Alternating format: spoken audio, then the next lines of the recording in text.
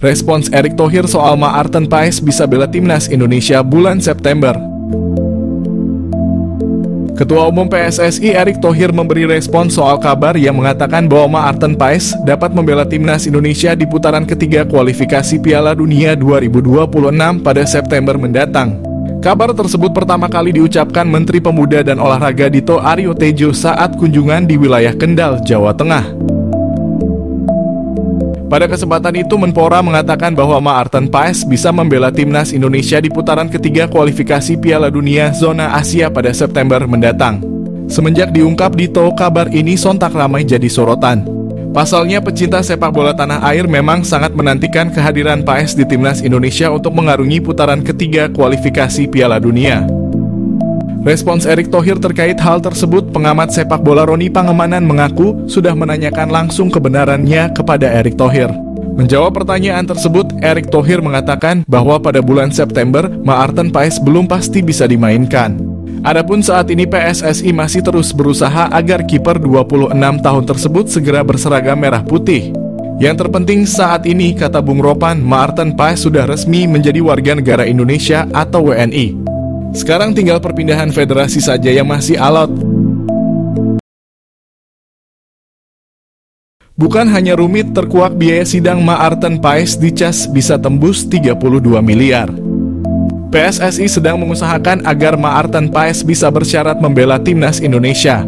Salah satu langkahnya adalah lewat jalur CAS. Hal ini karena Maarten Paes terbentur statuta FIFA terkait batasan umur. Di usianya yang sudah 22 tahun, ia ternyata sempat bermain untuk Belanda U21. Maka dari itu PSSI mengupayakan kasus Paes ini ke CAS agar kiper berusia 26 tahun ini bersyarat membela skuad Garuda. Belum lama ini pengamat sepak bola bernama Haris Pardede atau yang akrab disapa Bung Harpa mengungkapkan soal kasus Paes. Ia membeberkan ternyata biaya sidang di CAS ini sangat mahal, menembus 32 miliar. Adapun biaya tersebut belum termasuk lawyer, biaya akomodasi dan transportasi. Maka dari itu biaya yang dibutuhkan sangat tinggi. Adapun Erick Thohir juga mengatakan bahwa jalan Maarten Paes untuk bisa membela timnas Indonesia masih panjang. Namun PSSI akan fokus agar dirinya bersyarat membela skuad Garuda. Maarten Paes masih gantung, kenapa Shin Tae-yong tidak panggil Cirus Margono? Seperti diketahui, timnas Indonesia asuhan Shin Tae-yong berhasil mendapatkan suntikan tenaga baru pemain diaspora di posisi penjaga gawang Maarten Paes. Kiper yang kini bermain bersama FC Dallas di Major League Soccer ini sudah mendapat rekomendasi dari DPR RI untuk dinaturalisasi sejak bulan Maret lalu. Akan tetapi pada waktu itu hanya ada Nathan Chu Aon, Tom Haye, dan Ragnar Oratmangoen yang berhasil dinaturalisasi. Sedangkan Paes baru menyusul mengambil sumpah kewarganegaraan pada April lalu. Namun kendati telah resmi menjadi seorang WNI, Maarten Paes tidak serta-merta bisa tampil untuk timnas Indonesia. Sebab ia belum menyelesaikan proses perpindahan federasi yang terbentur oleh statuta FIFA.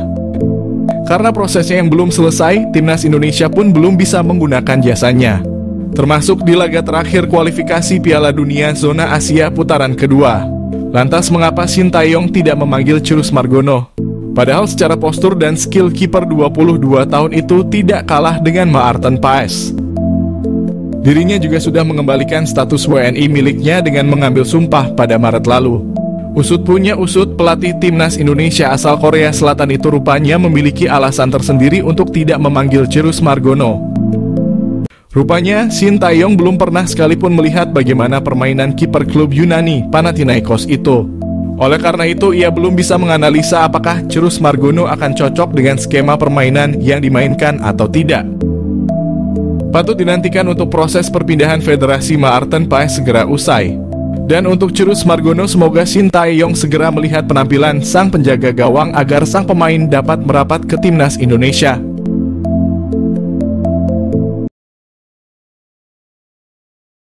Pernah tolak naturalisasi timnas Indonesia, pemain Belanda ini resmi gabung Madura United. Masih ingat dengan Jordi Wehrman? Dia adalah pemain keturunan yang sempat menolak timnas Indonesia. Jordi sempat didekati oleh PSSI atas rekomendasi pelatih timnas Indonesia, Shin Tae-yong, untuk menjalani proses naturalisasi guna membela timnas Indonesia. Tapi saat itu pemain yang pernah memperkuat Belanda U20 itu menolak dengan dalih ingin fokus ke kariernya dan klubnya terlebih dahulu. Kini, kabar mengejutkan datang. Alih-alih berkarier di Eropa, Jordi resmi bergabung dengan Madura United. Jordi Wehrman punya darah Indonesia dari ibunya. Walau di Feyenoord sejak kecil, dia datang ke Madura United untuk merasakan sengitnya bertarung di Liga 1 dan Asia. Jordi Wehrman pernah bermain bersama klub-klub top Eropa seperti Feyenoord, ADO Den Haag, dan tim papan atas Swiss FC Luzern. Jordi Wehrman mengawali kariernya sebagai pesepak bola di tanah kelahiran, yakni Hague, Belanda. Klub VVS VH menjadi klub pertama yang dijajal Jordi saat usianya masih 7 tahun. Kemudian, Jordi melanjutkan kariernya di Akademi Feyenoord. Hasilnya, ia berhasil naik kelas dari kelompok umur. Performa gembilangnya bahkan membuat Jordi dipinjamkan ke FC Dordrecht pada 2019 lalu agar dapat menambah jam terbang di level profesional. Selama berseragam Dordrecht, Jordi berhasil tampil sebanyak 24 kali dengan mencatatkan 1 gol dan 4 assist. Torehan tersebut tentu membuat Feyenoord meminjamkannya ke klub papan atas Swiss, FC Luzern, pada 2021 lalu. Ia berhasil menjadi pemain andalan hingga akhirnya dipermanenkan setelah menjalani 6 bulan masa pinjaman di Luzern. Pada 2022, Luzern pun meminjamkannya ke ADO Den Haag hingga 2023 lalu. Ia berhasil tampil apik dengan membukukan 2 gol dan 1 assist dari 21 penampilannya bersama ADO Den Haag. Namun masa peminjamannya di ADO Den Haag berakhir, FC Luzern memutuskan melepasnya sehingga Jordi Wehrman berstatus tanpa klub sejak Juli hingga Oktober 2023. Beruntung nasib Jordi diselamatkan oleh tim kasta kedua Kroasia, NK Vukovar 1991. Kini perjalanan Jordi sampai ke Indonesia dan resmi bergabung ke Madura United untuk Liga 1. Shin Tae-yong kembali membuat geger Korea. Diam-diam tengah siapkan kejutan untuk timnas Indonesia. Seperti yang diketahui, Shin Tae-yong baru saja memperbarui kontraknya sebagai pelatih timnas Indonesia sampai 3 tahun ke depan. PSSI sebelumnya memang telah menjanjikan kontrak baru bagi Shin Tae-yong apabila bawa timnas Indonesia senior maupun U23 mencapai target di Piala Asia. Kabar ini didapatkan dari salah satu akun sosial media, Instagram @liputanbola. Timnas dalam unggahan itu mengabarkan Coach Shin Tae-yong membuat kejutan besar untuk timnas Indonesia. Sang juru taktik timnas Indonesia ini tengah mempersiapkan kejutan besar untuk timnas. Sontak dirinya pun disorot oleh media Korea Selatan yang bertuliskan begini. Dari akun Instagram @liputanbola. Timnas media Korea Sports Chosun mengungkapkan kalau Shin Tae-yong sedang mempersiapkan generasi 2.0. Yaitu generasi emas sepak bola Indonesia yang diharapkan bisa berprestasi di masa depan. Apakah ini benar? Kita lihat perkembangan sang juru taktik Coach Shin Tae-yong. Saat itu Shin Tae-yong ditargetkan membawa timnas Indonesia senior lolos fase grup Piala Asia 2023 dan mencapai perempat final di Piala Asia U23. Contoh Shin berhasil memberikan itu semua, bahkan timnas Indonesia bisa melaju hingga ke babak semifinal Piala Asia U23 pada kualifikasi putaran ketiga. Bahkan tidak hanya itu, timnas Indonesia U23 juga hampir melaju ke Olimpiade Paris 2024 andai tidak dikalahkan Guinea dalam laga playoff antar benua. Belum lama ini Shin Tae-yong kembali membuat timnas Indonesia menorehkan prestasi dengan melaju ke putaran ketiga kualifikasi Piala Dunia.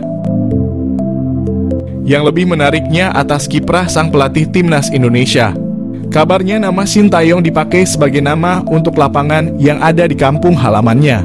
Tentunya apresiasi terhadap Shin Tae-yong ternyata juga dilakukan di Korea Selatan, di mana nama sang pelatih diabadikan menjadi sebuah lapangan. Bahkan nama Coach Shin Tae-yong dijadikan lapangan sepak bola bernama Shin Tae-yong Football Park di Yeongdeok yang merupakan kampung halaman sang pelatih. Pada saat peresmian lapangan tersebut, media asal Korea Selatan yakni Sport Chosun merilis artikel yang menyebut jika Shin Tae-yong tengah menyiapkan suatu hal untuk timnas Indonesia.